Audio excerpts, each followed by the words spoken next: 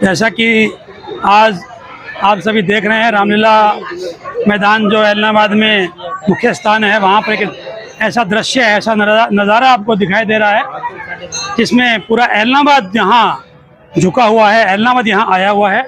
इसके पीछे एक बहुत लंबी कहानी है। जैसे हिरण्यकश्यप एक राजा था, उसका बेटा था प्रहलाद।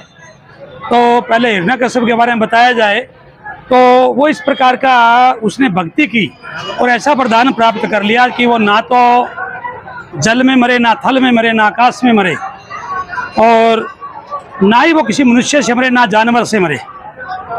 तो उसने लोगों पर अत्याचार करना स्टार्ट कर दिया। अत्याचार करने पर क्या है कि देवता परेशान हो गए, और जैसा कि हम जानते हैं जब देवता परेशान होते हैं तो कोई न कोई ऐसा अवतार आता है। तो उसी के घर में एक बेटा पैदा हुआ जिसका नाम था प्रहलाद। और प्रहलाद भगवान की भक्ति करता था, लेकिन जो हिरण्यकश्यप था वो कहता था कि मेरा प्रचार करो, लेकिन वो भगवान की भक्ति करता था। उसमें हुआ क्या कि उन्होंने एक प्लानिंग बनाई, यदि मेरा बेटा मेरे विरुद्ध अगर ऐसा करता रहा तो मेरा साम्राज्य खत्म हो जाएगा। तो प्रहलाद ने उसके विरुद्ध काम किया। तो जो राजा था उसकी बहन थी होलिका।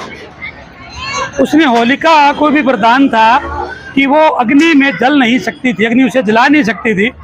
तो उसने क्या किया, एक प्लानिंग बनाई भी कैसे न कैसे प्रहलाद को होलिका की गोद में बिठा दिया जाए और अग्नि जला दी जाए। लेकिन भगवान का ऐसा वो हुआ, भगवान की जो है ऐसी कृपा हुई, ऐसी लीला हुई कि ये सारा उल्ट हो गया। इसमें जो थी बुराई उसकी हार हुई और अच्छाई की जीत हुई। प्रहलाद जिंदा बच गया, होलिका जल गई। इसी के साथ ये कहना चाहूँ कि हिरण्यकश्यप जो था उसको भी किसी ऐसे शख्स ने उसको मारा जो न तो नर था ना ही जानवर था।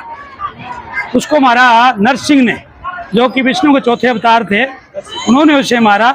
उसका आधा शरीर प्राणी का, जानवर का था, आधा शरीर था मानव का। उन्होंने उसे पेट को, उसके हिरण्यकश्यप के पेट को चीर कर उसे मार दिया।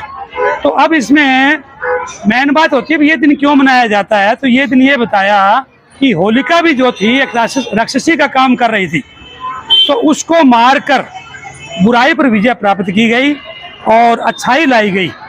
इसी के तहत आज का दिन बड़ी धूमधाम से पूरे भारतवर्ष में मनाया जाता है। उसी कड़ी को आगे बढ़ाते हुए इलाहाबाद भी हर वर्ष इस दिन को बड़ी बखूबी से निभाता है और इसको मनाता है। और इसमें क्या है कि कुछ हमारी ऐसी विचारधाराएं हैं कि यहाँ जो हम मत्था टेकते हैं, इसको मनाते हैं, तो हमारी जो है बुरे दिन टल जाते हैं, अच्छे दिन आ जाते हैं। ऐसा ही हमारी बताया गया है, ऐसा मैंने आपको बताया। और लोगों से जब सुनते हैं तो बिल्कुल ये रिजल्ट हमें मिलता है। जय श्री राम, धन्यवाद।